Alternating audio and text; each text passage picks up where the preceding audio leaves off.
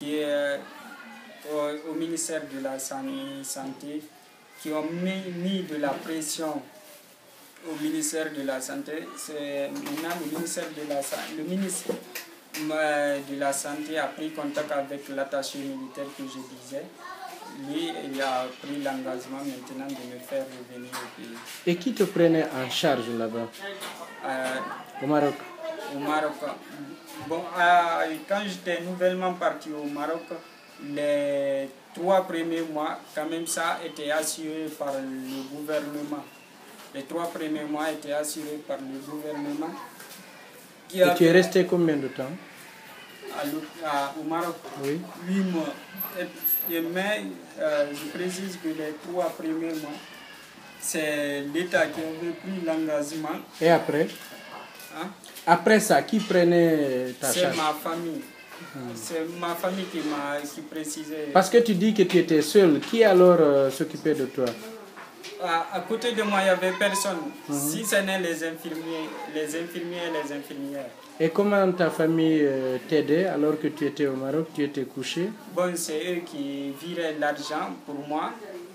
Il y avait un étudiant là-bas du nom de Alpha Baldé, un étudiant guinéen, c'est lui qui partait pour récupérer l'argent pour moi.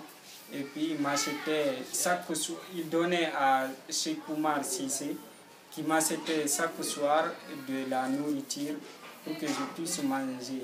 Et vous étiez nombreux, les victimes qui étaient au Maroc? Oui, nous étions nombreux, mais l'hôpital où j'étais, on était au nombre de 4. Au nombre de 4, mais il n'y a que 3 qui ont survécu. L'autre, il a perdu son âme là-bas. Ah, il est décédé là-bas? Il est décédé au Maroc. Et les 3 autres sont guéris? Les 2 autres sont guéris? Non, il y a seulement une femme qui avait récupéré ses membres. Une seule femme. Moi et puis le reste, bon, je ne sais pas le cas de l'autre, puisque ça fait longtemps qu'on ne se voit pas. Je ne sais pas ces nouvelles. Vous n'avez pas une association, vous ne vous retrouvez donc pas en tant que victime? Bon, je ne sais pas. Bon, j'entends souvent parler à la radio qu'il y a une association, mais moi, quand même, je ne fais pas partie de cette association. Puisque j'ai même pas, comment dirais-je, envisagé cela, parce que j'étais très petit. Imaginez, c'est à l'âge de 14 ans qu'on m'a tiré dessus.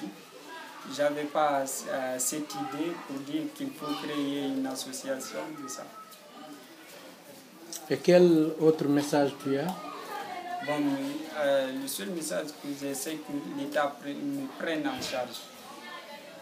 Qu'est-ce que tu veux, par exemple? Mes études, notamment mes études, parce que pour moi, c'est les études qui comptent beaucoup pour moi aujourd'hui. Parce que je ne peux exercer un autre métier à part que les études aujourd'hui.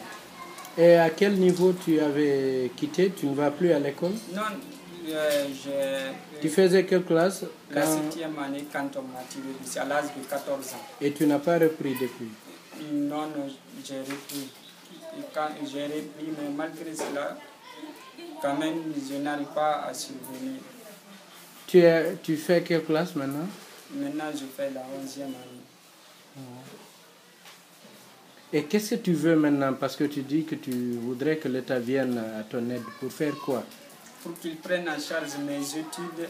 Et puis, lorsque je tombe malade, pour que je sois pris en charge à l'hôpital de Donka. Et puis, mes moyens de déplacement.